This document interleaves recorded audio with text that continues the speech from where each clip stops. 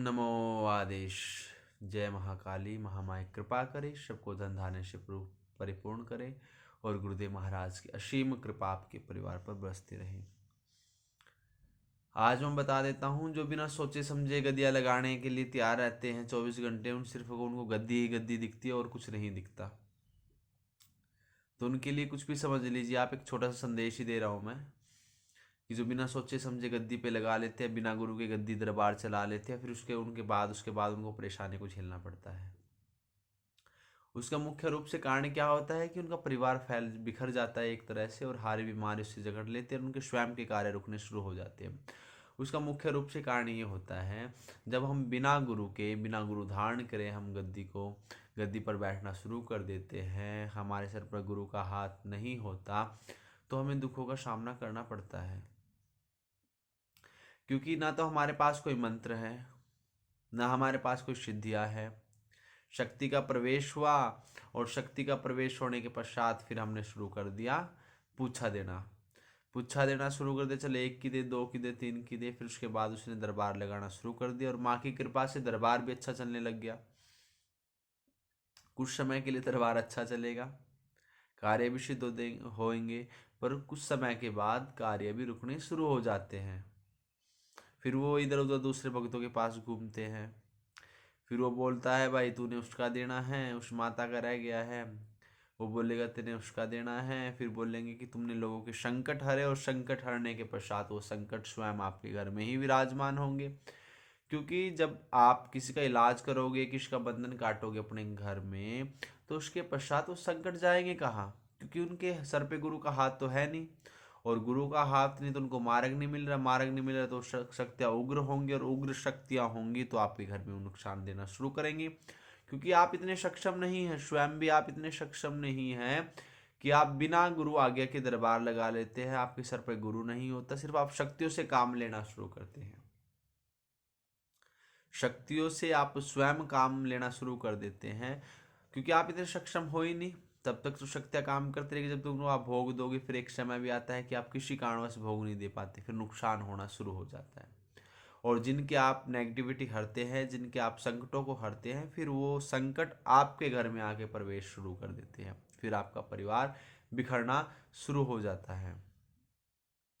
तो गुरु गीता में बताया गया है कि 10 की 10 महाविद्याएं गुरु के सामने हाथ जोड़कर खड़ी हैं। 10 की 10 विद्याएं गुरु के सामने हाथ जोड़कर खड़ी है, और वो बोल रही है कि गुरुदेव हमें भोग दे दीजिए। ये गुरु गीता में इसका व्याख्यान किया गया है। क्योंकि गुरु की शक्ति सबसे परे होती है। गुरु की शक्ति को कोई टक्कर नहीं दे सकता, अगर आपका अपने गुरु के प्रति पूरा निष्ठ विश्वास है।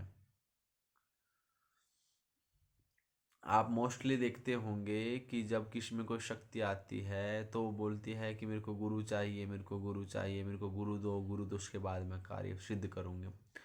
तो उसका कारण वही है, क्योंकि शक्ति स्वयं भोग स्वीकार नहीं कर सकती, उसको गुरु का माध्यम चाहिए। और जब गुरु का माध्यम मिल जाता है तो भोग ले लेती है, और वह आपके कार्य को खोलना शुरू कर देती है। क्योंकि जब आपके घर में शक्ति की प्रभुसत्ता चलेगी, तो अपने हिसाब से कार्य करेगी।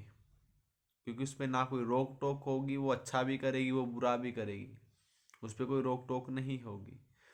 परंतु जब गुरु का आशीर्वाद उस शक्ति के सर पर होगा, उस मनुष्य पर होगा, तो शक्ति को एक भय सताएगा कि अब मैं ऐसे कार्य नहीं कर सकती। पहले मैं अपनी मर्जी से आती थी, अपनी मर्जी से चली जाती थी हर मैं कार्य में, ये मेरे को करना है, ये नहीं करना। लेकिन जब आप गुरु वचन में आ जाओगे तो आपको जो गुरु देगा आदेश, उसी के अनुसार आपको कार्य करना होगा। ना कि कहीं भी आई शक्ति आ गई, कहीं भी वो अच्छा बुरा, फिर वो वचनों में बन जाती है, फिर वो गुरु के अनुरूप कार्य करती है। उसको एक नियम दिया जाता है, उसके अनुरूप वो कार्य चलती है। फिर उसके बाद आपको किसी प्रकार कोई हानि नहीं होती। तो मैं अभी बोलूँगा कि जो भाई बहन माताएं बिना गुरु के दरबार चला रही है, तो कृपया किसी अच्छे से गुरु को ग्रहण कर ले, ताकि आपको किसी प्रकार की कोई परेशानी ना हो। क्योंकि हम दरबार में देखते हैं कि 99% दरबार में यहाँ आते हैं जो गद्दी लगा लगा के छोड़ छोड़ के फिर वो इधर उधर घूमते हैं। और फिर क्या करते हो आप कि आज आपने एक गुरु धारण किया, कल आपने दूसरा गुरु धारण किया, फिर आपने तीसरा गुरु धारण किया, फिर चौथा गुरु धारण किया। आप कर्म अनुसार गुरु को बदलते रह रहे हो, अपने स्वार्थ के अनुसार आप गुरु को बदलते रह रहे हो। क्योंकि जो आपका कर्म है उस कर्म पे आप ध्यान नहीं दे रहे हो। आप अपने कर्म के अनुरूप आप देख रहे हो कि यहाँ हमारा स्वार्थ है, यहाँ हमारा स्वार्थ है, और अपने स्वार्थ के अनुरूप हम अपने कार्य को लगे रहते हैं। कर्म अनुसार वो गुरु बदलते रहते हैं। उनको ये नहीं पता कि गुरु बदलने का दोष आप पे कितना लगेगा, आपके परिवार को कितनी हानियों को भोगना पड़ेगा। कि कबीर जी बोलते हैं कि जैसी करनी जास की और वैसे भुक्ति सोए, और बिन सतगुरु भक्ति करे जन्म जन्म दुख होए। कि जो जैसी करेगा वो वैसे भुगतेगा। आप किसी के गुण अवगुण को नहीं देख सकते। फिर बोलते हैं कि जिसका गुरु आंध्रा और चेला खरा, निरदर अंधे को अंधा मिले राह बतावे को। कि जिसका गुरु स्वयं अंधा है तो शिष्य को क्या राह दिखाएगा, वो नरक के जाल में फंस जाता है। तो इसका अर्थार्थ क्या है कि अगर आपके गुरु आपको ज्ञान नहीं दे रहे हैं, आपको लगता है कि उसके सक्षम नहीं है, तब उनकी शरणागत छोड़ दीजिए, शरणागत छोड़ दिए। अन्यथा इसका कर्म ये नहीं है कि आप वहाँ की निंदा शुरू कर दोगे, आप उन पे ब्लेम लगाना शुरू कर दोगे कि वो तो ऐसे है, वो तो ऐसे है, वो तो ऐसे है। सो प्रथम बात, जब आप किसी को गुरु धारण करते हैं, गुरु शब्द का मतलब क्या है? गु अज्ञान, रूहु प्रकाश, जो अज्ञान को मिटाकर हमें प्रकाश दे। परंतु जब तक हमारे अंदर सब्र नहीं होगा तब तक हमारे साथ गुरु की शक्तियां नहीं चलती हैं। तो मैं आप सभी को बोल सकता हूँ, बोलूँगा, और समझ लेना इस बात को कि हमेशा अपने गुरु की अनुरूप चलिए। आपको कदापि किसी प्रकार की कोई हानि नहीं होगी। जब आप गुरु के विपरीत चलते हैं कि गुरुजी के सामने तो गुरुजी और उसके पश्चात फिर आप गुरु निंदा के कर्म में डल जाते हैं, तो उसका दोष आपको स्वयं को पता नहीं है कि वो कितना आपके लिए घातक होगा। उसके लिए मैं एक छोटा सा मैं आपको उदाहरण दे दूं। उदाहरण भी क्या दूं मैं आपको, वो बोलेंगे गुरुजी ने बहुत लंबा प्रवचन दे दिया।